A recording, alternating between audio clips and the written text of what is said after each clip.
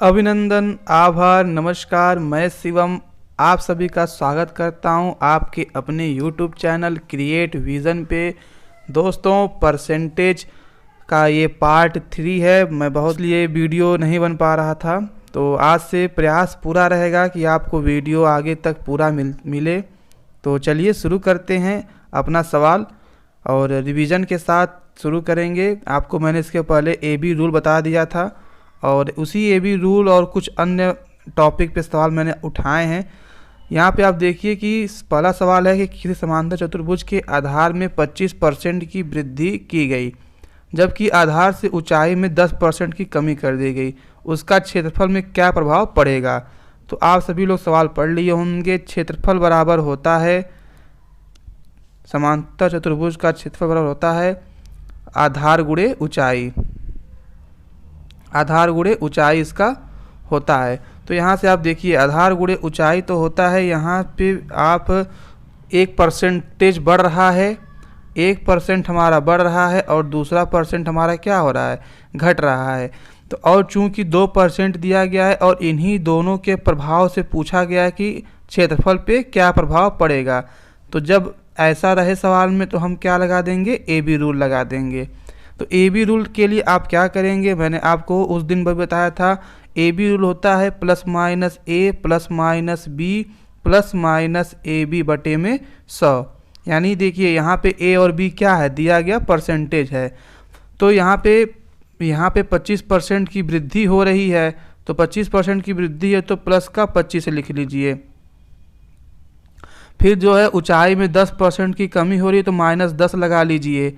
अब इन दोनों को गुणा कर लीजिए तो 25 गुणे 10 हो जाएगा और बटे में देखिए क्या हो जाएगा, 100 हो जाएगा। यहाँ पे देखिए प्लस है और यहाँ पे क्या है, माइनस। तो जब प्लस और माइनस का गुणा करेंगे तो हमारे पास क्या हो जाएगा, माइनस हो जाएगा। तो 25 में से 10 जाएगा, क्या बचेगा, 15। और यहाँ पे देखिए ध्यान से, तो एक 0 कट गया। 25 में और बटे 10 करेंगे तो ये आ जाएगा 2.5 आ जाएगा। ठीक है, तो 15 में से 2.5 जाएगा तो क्या बचेगा, 12.5%। यानी उसके क्षेत्रफल में 12.5% की क्या हो जाएगी, वृद्धि हो जाएगी। ठीक है, आप समझे होंगे। नहीं समझे होंगे तो आप कमेंट कर दीजिएगा, मैंने क्वेश्चन नंबर लिख दिया है, वहाँ से आप क्लियर कर सकते हैं। वो आप AB रूल का मैंने पूरा आपको यहाँ पे फार्मूला जो पिछले वीडियो में बताया था और इस वीडियो में बताए हैं, दोनों में आप इसको यूज कर सकते हैं। और अगर किसी तरीके से चाहते हैं लगाने के लिए तो एक तरीका आप और देख सकते हैं, वहाँ से भी आपका सवाल लग जाएगा। लेकिन अगर आप AB रूल लगाते हैं तो आपको इसका फ़ायदा मिलेगा। देखिए कैसे लगाएंगे। मान लीजिए ये सवाल हमारा ये था, ठीक है, तो आप 25% को क्या लिख सकते हैं, 25% को आप लिख सकते हैं 1/4।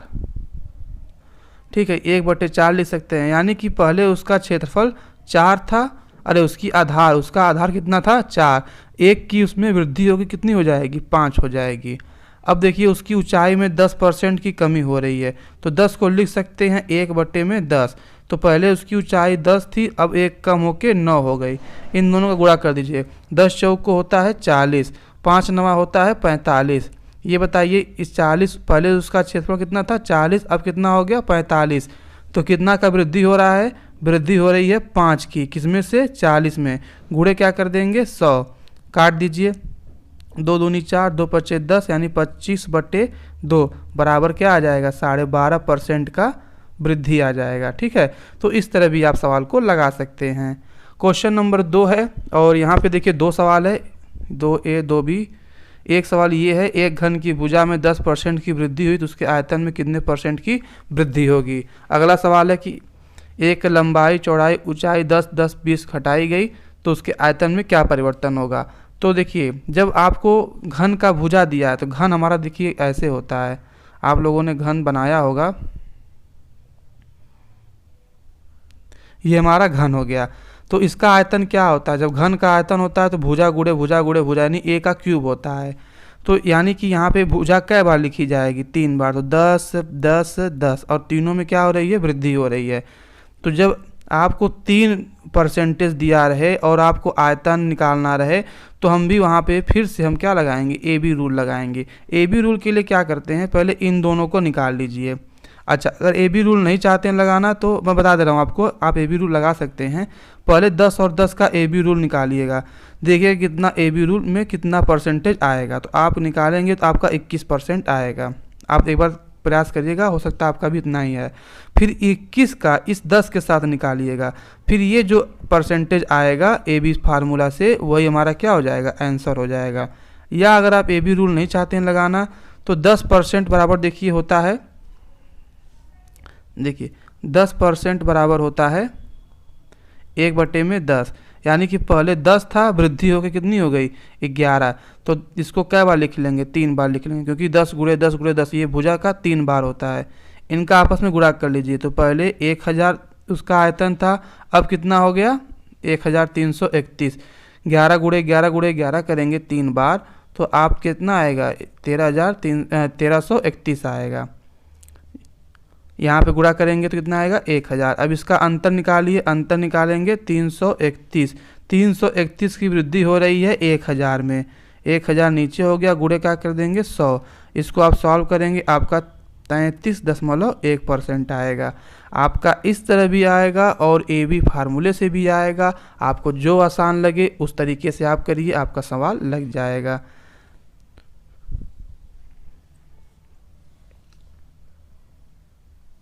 ठीक उसी तरह देखिए यहाँ पे अगला सवाल है कि हाल की लंबाई में चौड़ाई में यहाँ पे घटाई गई, क्रमशः 10, 20, 10% घटाए गए, तो उसके आयतन में क्या परिवर्तन होगा।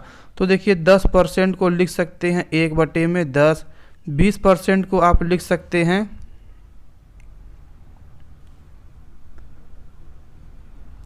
1/5 और फिर 10% को लिख सकते हैं 1/10। तो आयतन क्या होता है, लंबाई गुणे चौड़ाई गुणे ऊंचाई। ये जो है हाल की जो बनेगा फिगर 3D शेप में, तो इसका आयतन हो गया। तो यहाँ पे पहले लंबाई 10 थी, तो चूंकि घट रही है, तो 10 में से 1 घट कितना हो जाएगा 9।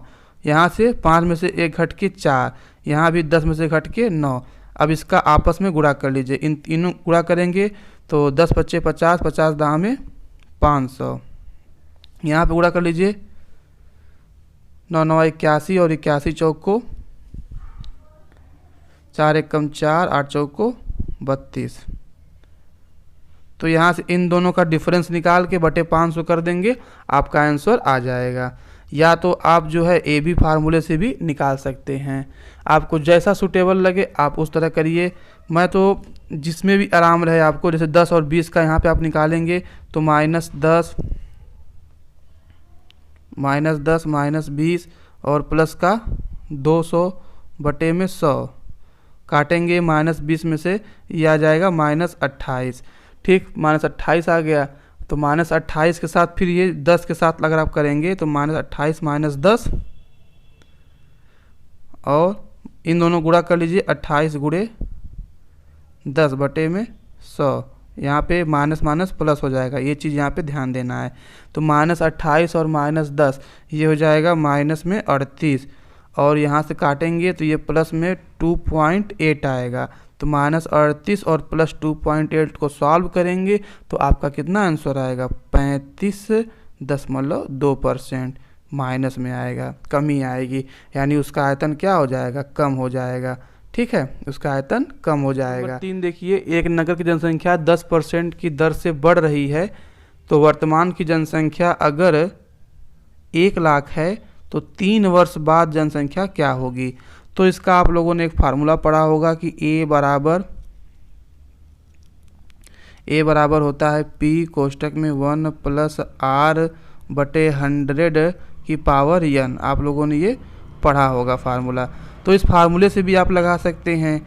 यहाँ पे हमको a निकालना है और p का मान दिया है 1 के बाद 5 0। तो देखिए 1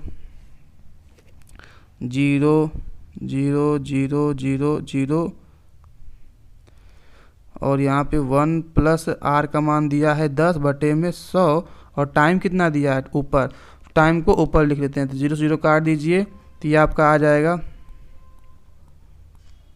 11/10⁻3। यहाँ से ये बचेगा 1 + 1/10 बचेगा। इसको जब सॉल्व करेंगे ब्रैकेट को, तो यहाँ से 10 एक कम 10 और 1 11/10, और यहाँ पावर कितनी हो जाएगी 3। तो इसको सॉल्व करेंगे तो 1 × 11 × 11 बटे में 10 × 10 × 10।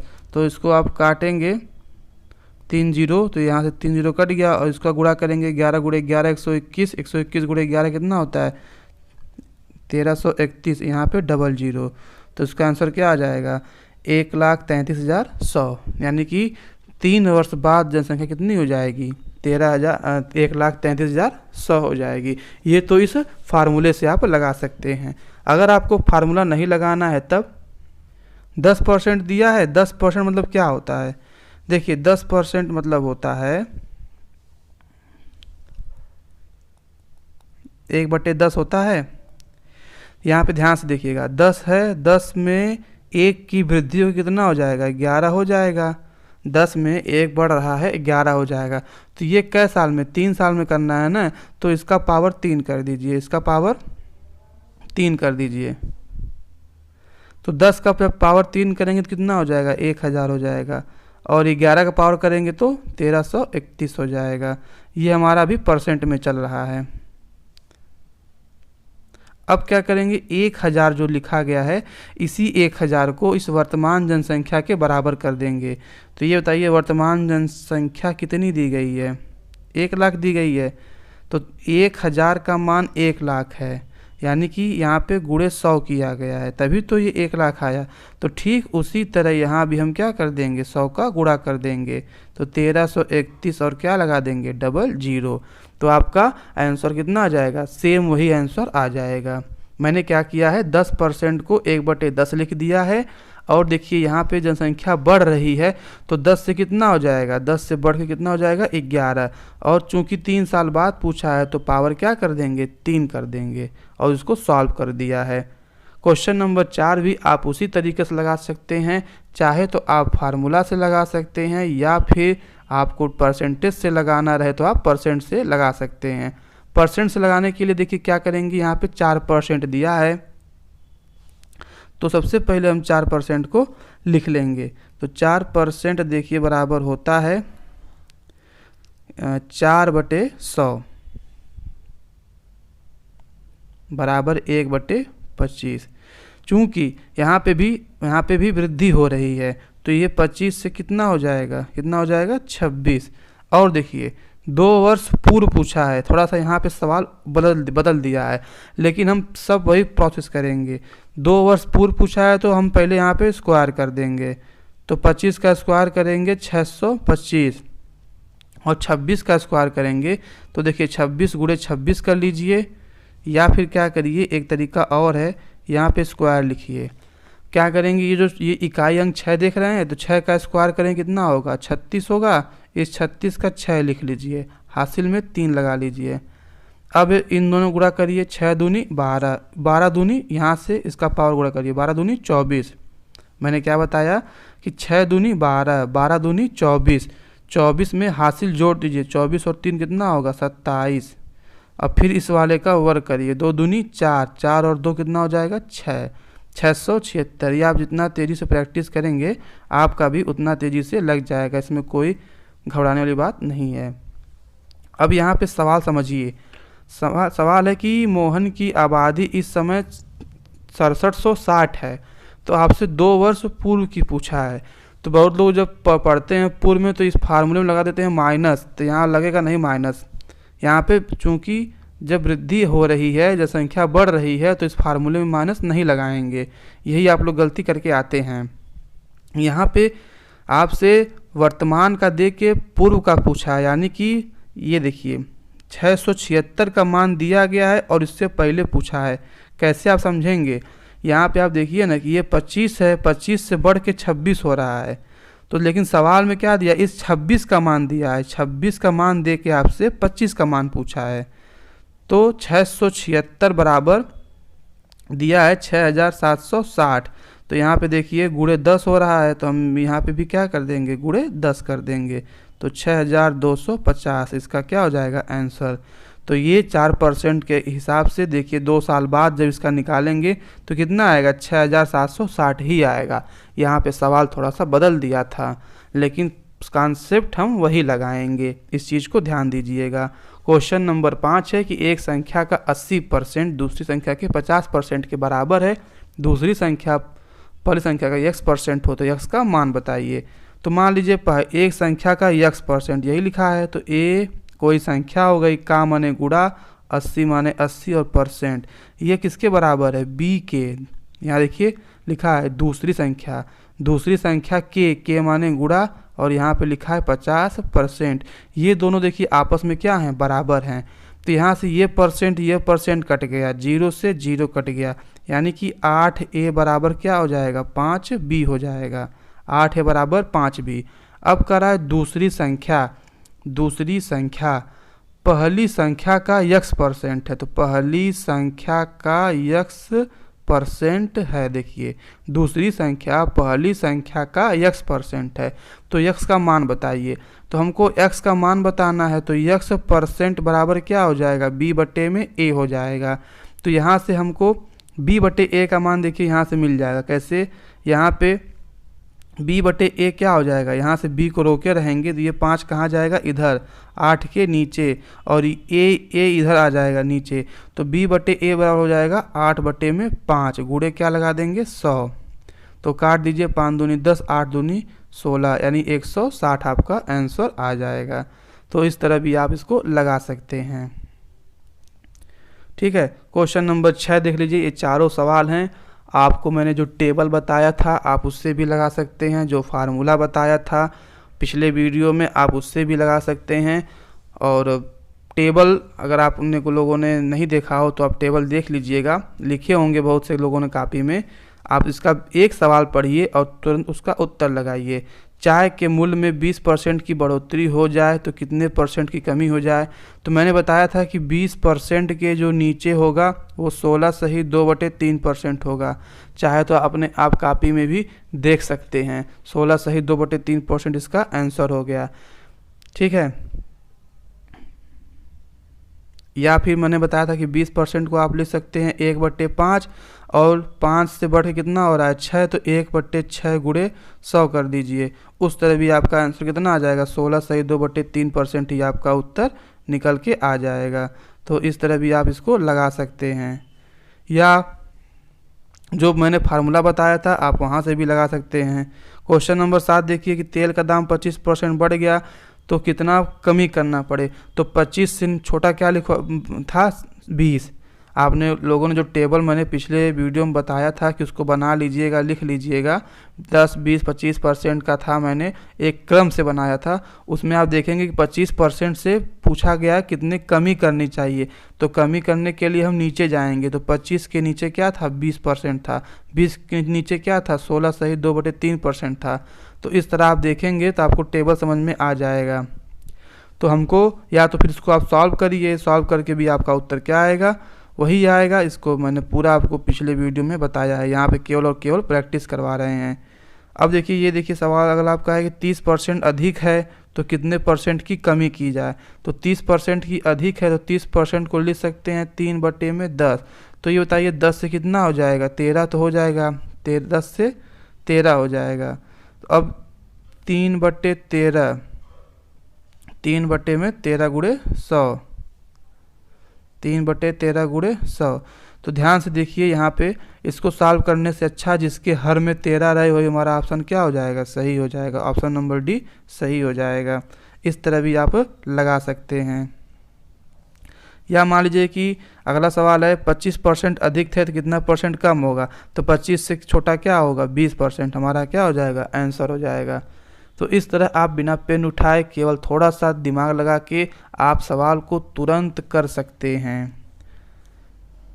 क्वेश्चन नंबर 10 पढ़ लीजिए। किसी संख्या का 4/5 भाग उसके 65% से 60 अधिक है तो संख्या ज्ञात करें। तो मान लीजिए संख्या मान लेते हैं यक्स का 4/5 उसके 65% से, यक्स के 65% से 60 अधिक है। देखिए मैथ में अगर सवाल लिखना रहेगा तो हम यही लिखेंगे, क्या लिखेंगे कि x का 4/5 भाग उसके 65% से कितना अधिक है, 60 अधिक है। इसको आप सॉल्व कर देंगे, आपका x का मान निकल के चला आएगा। तो x गुणे 4/5 बराबर 65% को आप लिख सकते हैं x गुणे 13 कितना 20 हो जाएगा, 20, और यहाँ पे प्लस में 60 हो जाएगा।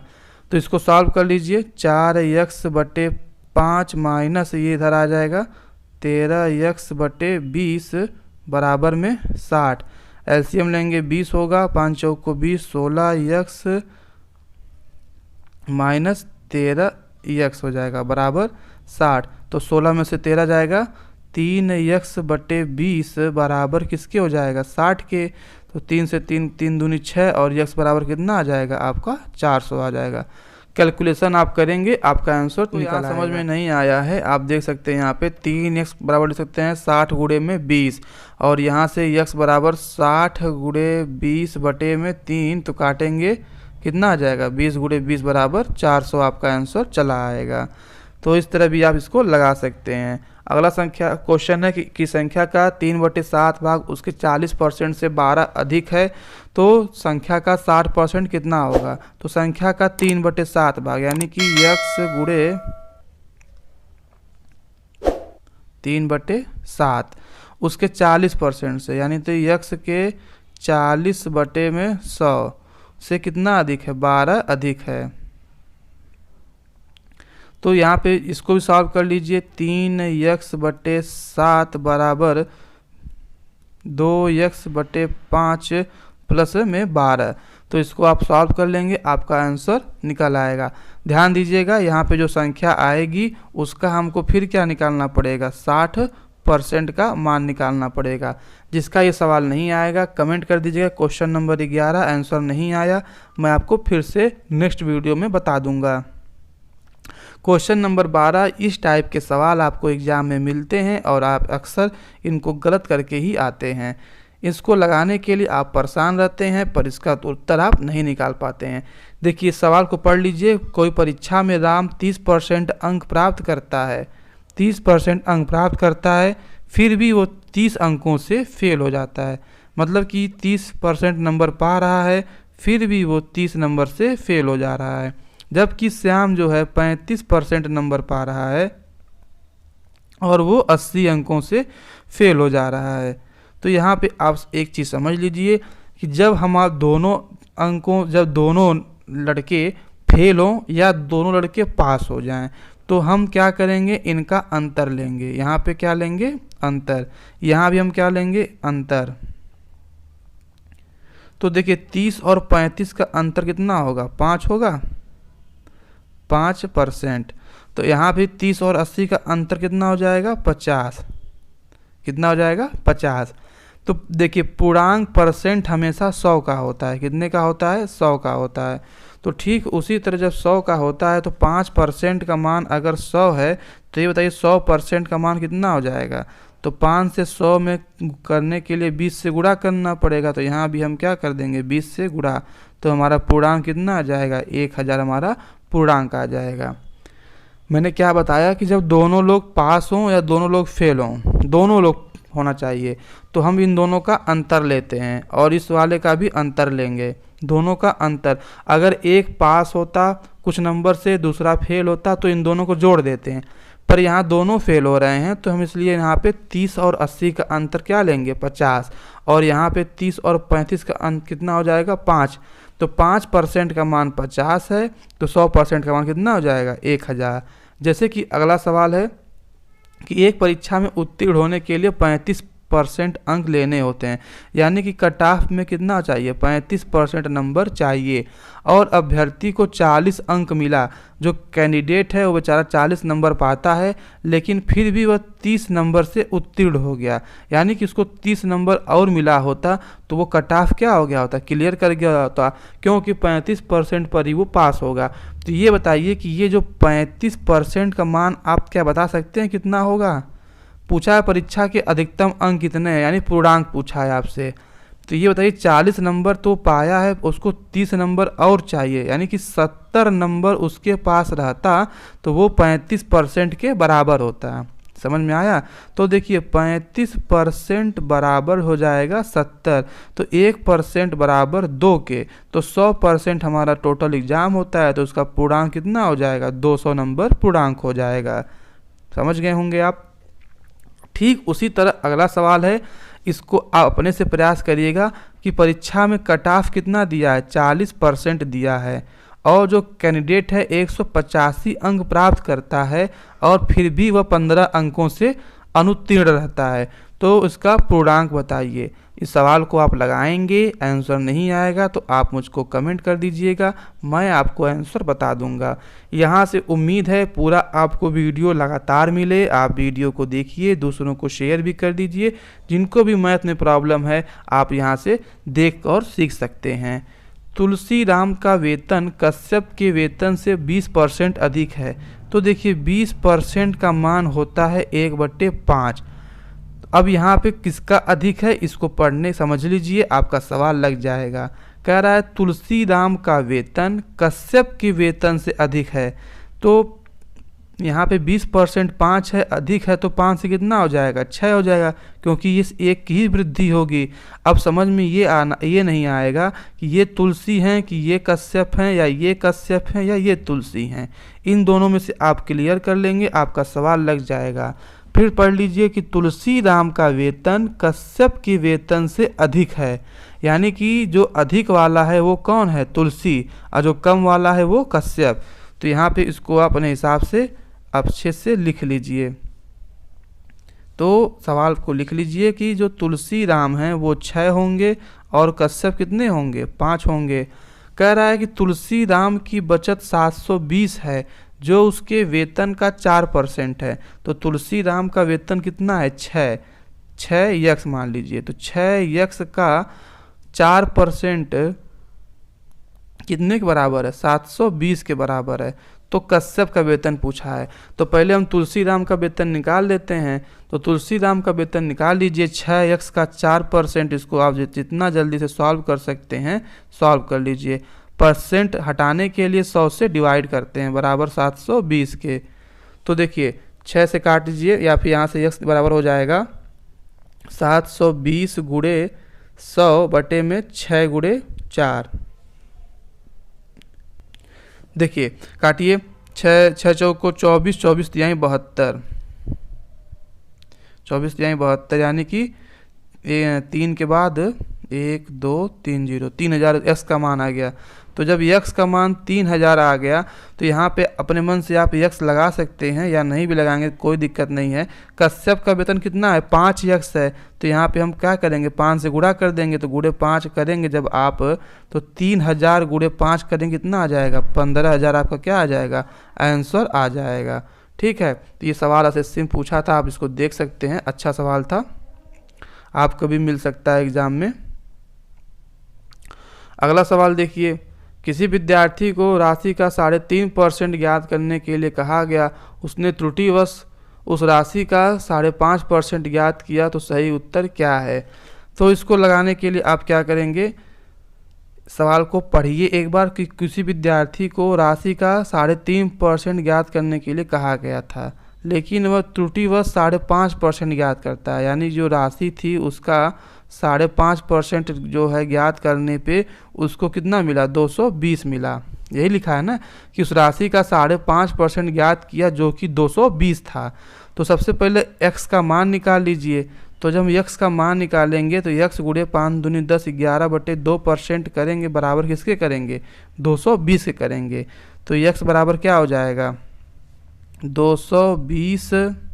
अच्छा एक चीज़ और देख लीजिए, यहाँ पे गुणे 11/2% हटाएंगे कितना आ जाएगा? 1/100 हो जाएगा 220 के। इसको सॉल्व कर दीजिए, x बराबर आपका आंसर आ जाएगा 11 दूना 22, 20 और 20, x बराबर आपका कितना आ जाएगा? 4000 आ जाएगा। ठीक है, तो इसको आप सॉल्व कर सकते हैं। अब यहाँ से 3.5% निकालना है, तो 3.5% बराबर क्या होता है? 3 दूनी 6, 1 7/2 होता है, और परसेंट हटाना है तो हम 100 से डिवाइड करेंगे, तो 0 से 0 कट गया, 2 से 2 कट गया, 20, तो कितना हो जाएगा 140। x बराबर 140 आपका आंसर हो जाएगा। क्वेश्चन नंबर 17 देखिए, किसी कर्मचारी की मजदूरी पहले 40% कम कर दी गई, यानी एक कम कर दी गई, उसके बाद उसकी जो है वृद्धि कर दी गई, तो उसको लाभ हुआ कि हानि। तो इस सवाल को लगाने के लिए आप कुछ मत करिए, ए बी रूल लगा दीजिए। ए बी रूल कैसे लगाएंगे कि एक बार -40 हो रहा है और फिर उसके बाद प्लस का 50 हो रहा है, ठीक है। अब देखिए क्या करेंगे, अब इन दोनों गुणा करेंगे, 40 गुणे 50 बटे में 100 होता है, ये तो फार्मूला हो गया। ये माइनस है, ये प्लस है, तो गुणा करने पे क्या आ जाएगा आपका माइनस आ जाएगा। तो 40 -40 और प्लस 50 कितना हो जाएगा, प्लस का 10, और इसको काटेंगे 0 से 0, तो ये हो जाएगा माइनस का 20। तो 10 में से 20 जाएगा, कितना आ जाएगा -10, यानी कि 10% की क्या हो जाएगी, हानि हो जाएगी। तो इस तरह भी आप सवाल कर सकते हैं, 10% की हानि। क्वेश्चन नंबर 18 पढ़ लीजिए। 18 में आपका लिखा है कि अजय अपने वेतन का 25% घर के किराए में, 5% खाद्यान्न में, 15% यात्रा में, 10% कपड़ों पे खर्च करता है, तो 27,000 बचत करता है। उसकी मासिक आय कितनी है? तो ये बताइए, कोई चीज़ अपने आप में 100% होती है, जब 100% होती है तो 100% जब होगा तो उसमें वो 25% देखिए घर के किराए में, 5% अनाज में, 15% यात्रा में और 10% कपड़ों पर खर्च करता है। तो कुल कै % खर्च किया? तो 5 5 10 5 3 15 का 1 2 1 3 1 4 1 5, तो 100 में 55 खर्च किया, तो उसके पास कितना बचा? 45। तो इसी 45% का मान आपको दिया गया है 27,000। कितना दिया गया है? 27,000 आपको दिया गया है। तो 45% बराबर 27,000। यहाँ से आप 1% का मान निकाल लीजिए, और यहाँ से फिर जब 1% का मान निकालेंगे तो 100 का गुणा कर देंगे, आपका टोटल उसकी इनकम मालूम पड़ जाएगी। सवाल आप समझ गए होंगे, मैंने क्या बताया कि 55 वो खर्च कर रहा है, 45 रुपया बचा, और इसी 45 का मान कितना दिया गया? 27,000 दिया गया है। तो यहाँ से हम पहले 1% का मान निकालते हैं, तो 27,000 बटे हो जाएगा 45, 9 पचे 45, 9 त्रिक 27 और 5 छक्का 30, ठीक है। यहाँ से आप देख सकते हैं कि 6,000 हमारा ऑप्शन में है ये, तो ये आप उत्तर लगा सकते हैं। तो इस तरह अपना आप टाइम बचा सकते हैं। चलिए, तो वीडियो आपको अच्छा लगे तो दूसरों को शेयर कर दीजिएगा, और जो भी सवाल आपको फंसता है आप कमेंट में करिए, और मैं फिर से आपको बताऊंगा, और दूसरों को शेयर और अपने लाइक सब्सक्राइब कर दीजिएगा। बहुत बहुत धन्यवाद आपका।